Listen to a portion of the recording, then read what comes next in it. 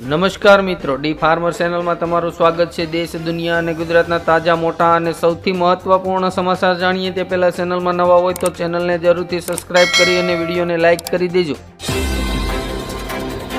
PM મોદીની રશિયાની મુલાકાતથી ચીન, પાકિસ્તાન અને અમેરિકા નારાજ, ભારતને મળશે શક્તિશાળી ભેટ। મિઝોરમના સીએમએ પીએમ મોદીને કહ્યું, બાંગ્લાદેશી શરણાર્થીઓને પાછા નહીં મોકલી શકાય। અર્જુન મોઢવાડિયાએ કહ્યું, રાહુલ ગાંધી અગ્નિકાંડ અને મોરબી દુર્ઘટના વખતે ક્યાં હતા? હવેથી ફૂડ પેકેટની કંપનીઓને ફરજિયાત સામગ્રીની માહિતી અને ટકાવારી લખવી પડશે, તે પણ બોલ્ડ અને મોટા અક્ષરોમાં, નહીં તો કાયદેસરની કાર્યવાહી થશે। કોંગ્રેસની ચૂંટણીની ટિકિટ મેળવવા માટે ઉમેદવારી ચૂકવવી પડશે 20,000 રૂપિયા। યુપીમાં અનુપ્રિયા પટેલની પાર્ટીના નેતા ઇન્દ્રજીત પટેલની ગોળી મારીને કરાઈ હત્યા। અમિત શાહે કહ્યું, કેન્દ્ર સરકાર થોડા જ સમયમાં રાષ્ટ્રીય સરકારી નીતિ લાવશે। ઉત્તર પ્રદેશમાં સીએમ યોગીનો આદેશ, કાવડ યાત્રા દરમિયાન દારૂ અને માંસની દુકાનો બંધ રાખવી। શ્રમ મંત્રી દેવાંગનાએ કહ્યું, સરકારી શાળાઓમાં મધ્ય ભોજન પહેલા પૌષ્ટિક નાસ્તો આપવામાં આવશે। સીએમ યોગીએ વરસાદને લઈને આપ્યા નિર્દેશ, કહ્યું, અસરગ્રસ્તોને તાત્કાલિક આર્થિક સહાય આપવામાં આવે। રાહુલ ગાંધીએ સીએમ યોગી આદિત્યનાથને પત્ર લખીને હાથસર દુર્ઘટનાના પીડિત પરિવારોને વળતરની રકમ વધારવા અને વહેલી આપવાની કરી અપીલ। મુશળધાર વરસાદની આગાહી વચ્ચે ચારધામ યાત્રા પર પ્રતિબંધ, ઋષિકેશથી આગળ ન જવાની સૂચના। તિરુપતિ મંદિરની કમાણીના હિસ્સાની ડીલ પર ચંદ્રબાબુ નાયડુ અને રેવત રેડ્ડીની બેઠક બાદ વિવાદ। મહારાષ્ટ્રમાં એનડીએની હાર પછી સીએમ એકનાથ શિંદેએ પહેલીવાર આપ્યું નિવેદન, કહ્યું, અમારા મતદારોએ વિચાર્યું 400થી વધુ બેઠકો આરામથી જીતીશું। યુદ્ધ વચ્ચે હમાસનું વલણ નરમ, બિનશરતી કાયમી યુદ્ધ વિરામ માટે વાટાઘાટો કરવા તૈયાર। ભારતીય ગઠબંધન દ્વારા તમિલ સંસ્કૃતિનું અપમાન, શિવરાજ સિંહે વિપક્ષ પર કર્યો પ્રહાર। હાથસર દુર્ઘટનાનો પડછાયો, હવે બિહારમાં ભોલે બાબા વિરોધ, પટના કોર્ટમાં નોંધાયો કેસ। કેન્યા બાદ હવે અમેરિકાએ 4,50,000 ઘુવડોને મારવાનો આદેશ આપ્યો। ઉત્તર પ્રદેશના મંત્રી કપિલ દેવ અગ્રવાલે મુસ્લિમોની દુકાનોના નામ હિન્દુ દેવી દેવતાઓ પર ન રાખવા અંગે કરી અપીલ। આંતરરાષ્ટ્રીય સરકારી દિવસની ખેડૂતોને મોટી ભેટ, ગુજરાત સરકારે નેનો ઉરિયા અને નેનો ડીએપીની કિંમતમાં કર્યો 50% ઘટાડો। યુપીની 10 સીટો પર થનારી વિધાનસભા પેટાચૂંટણી માટે બીજેપીએ લગાવી બધી તાકાત, યોગીના 16 મંત્રીઓ ડ્યુટી પર। દેશમાં ગેરકાયદેસર રહેતા વિદેશીઓ માટે નવી મુંબઈમાં ડિટેક્શન સેન્ટર બનાવવામાં આવશે। પેટ્રોલ પંપનું લાયસન્સ લેવું હવે સરળ બની જશે, કેન્દ્રીય મંત્રી પિયુષ ગોયલે કરી મોટી જાહેરાત। હાથસર દુર્ઘટનામાં ફરાર મુખ્ય આરોપીએ દિલ્હીમાં કર્યું આત્મસમર્પણ। તમિલનાડુના બીએસપી પ્રમુખ આર્મટ્રોંગની તેમના ઘરમાં ઘૂસીને હત્યા કરાઈ। માયાવતી તમિલનાડુ બીએસપી અધ્યક્ષને શ્રદ્ધાંજલિ આપશે, સમર્થકોને શાંતિ જાળવવાની અપીલ કરી। જૂનાગઢમાં 150 પરિવાર ઇસ્લામ ધર્મમાં અંગીકાર કરશે, દલિત સમાજના અગ્રણીએ વિડીયો બનાવીને ઉસારી ચીમકી। રાહુલ ગાંધીની અમદાવાદની મુલાકાત પર વિરોધ કરતા વીએસપીના કાર્યકર્તાઓની પોલીસે અટકાયત કરી।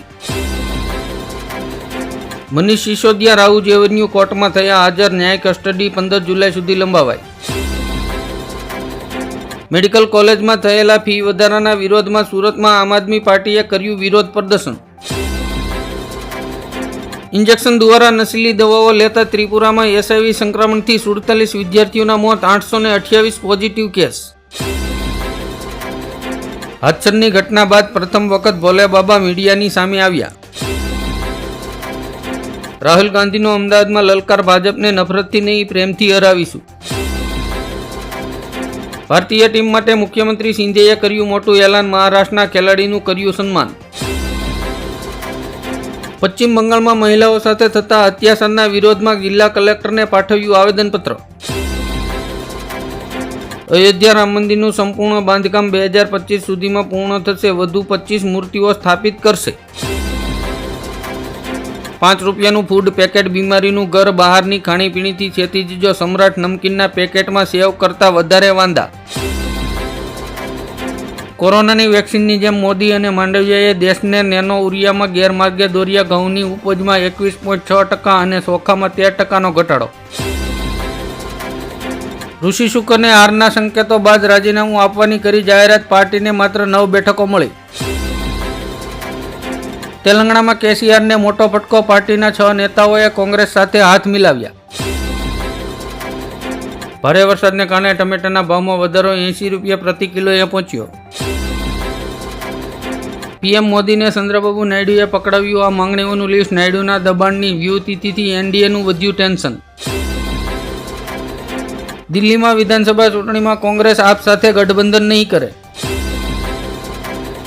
ઝારખંડમાં હેમંત સોરેને 13મા મુખ્યમંત્રી તરીકે શપથ લીધા. ત્રીજી વખત મુખ્યમંત્રી બન્યા. ઓગસ્ટ મહિનામાં પડી જશે મોદી સરકાર. લાલુ યાદવે ભાખ્યું ભવિષ્ય. ગુજરાતમાં સીએનજી થયો મોંઘો. પ્રતિ કિલોએ ₹1નો વધારો. જેલમાંથી પેરોલ પર બહાર આવીને એન્જિનિયર રશીદ અને અમૃતપાલે સાંસદ તરીકેના શપથ લીધા. એરટેલ, જીઓ અને વીઆઈના સિમ એક્ટિવ રાખવા માટે પણ ચાર્જ ચૂકવવો પડશે. ખેડૂતોને વાર્ષિક ₹6,000ના બદલે ₹10,000 મળે તેવી નવા બજેટમાં થઈ શકે છે જાહેરતા. રાહુલ ગાંધીએ રાજનાથસિંહ પર લગાવ્યો ગંભીર આરોપ. કહ્યું, રક્ષામંત્રી શિવજીની સામે દેશ સમક્ષ ખોટું બોલ્યા. સિંગતેલ થયું મોંઘું. એક સપ્તાહમાં બીજી વાર સિંગતેલના ભાવમાં ₹70.70નો વધારો. આજથી નવો ભાવ લાગુ. નીટ પેપર લીક કેસમાં સીબીઆઈને વધુ મળી એક સફળતા. સંજીવ મુખિયા સાથે સંબંધ ધરાવતા અમરસિંહની ધનબાદમાંથી કરી ધરપકડ. 7 રાજ્યોમાં 10 જુલાઈએ પેટા ચૂંટણી યોજાશે. સરકારી બેંક અને શાળા કોલેજો બંધ રહેશે. મસાલામાં ભેળસેળનો મોટો પર્દાફાશ. FSSAIએ કરી મોટી કાર્યવાહી. 111 કંપનીઓના લાયસન્સ રદ કર્યા. બિહારના ડેપ્યુટી સીએમ સમ્રાટ ચૌધરીએ 22 મહિના બાદ પાઘડી ઉતારીને રામ મંદિરમાં સમર્પિત કરી. મોંઘા મોબાઈલ ટેરિફમાંથી કોઈ રાહત નહીં. સરકારે હસ્તાક્ષેપ કરવાનો ઇનકાર કર્યો. અયોધ્યા રામ મંદિરમાં પૂંજારીઓના ડ્રેસ અને મોબાઈલ સહિતના નિયમોમાં કર્યો ફેરફાર. ગીર સોમનાથના દરિયા કિનારેથી 72 લાખની કિંમતનું સરસ ઝડપાયું.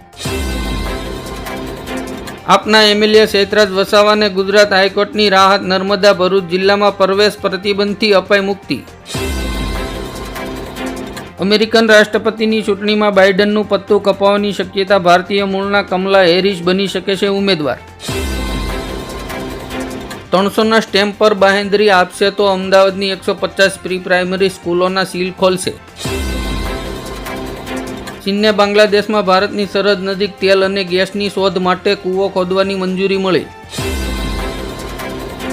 અખિલેશ યાદવની યુપીમાં સીએમ પદેથી યોગી આદિત્યનાથને હટાવવાની માંગ.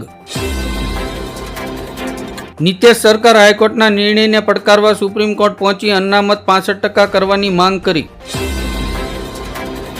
ગુજરાતમાં ધોધમાર વરસાદને કારણે શાકભાજીની આવક ઘટતા રીંગણા, ટમેટા, મરચાં, આદુ અને કોથમરીના ભાવમાં 45% સુધીનો વધારો. હવામાન નિષ્ણાત આંબાલાલ પટેલે કહ્યું, આગામી 72 કલાકમાં રાજ્યમાં ભારેથી અતિભારે વરસાદ.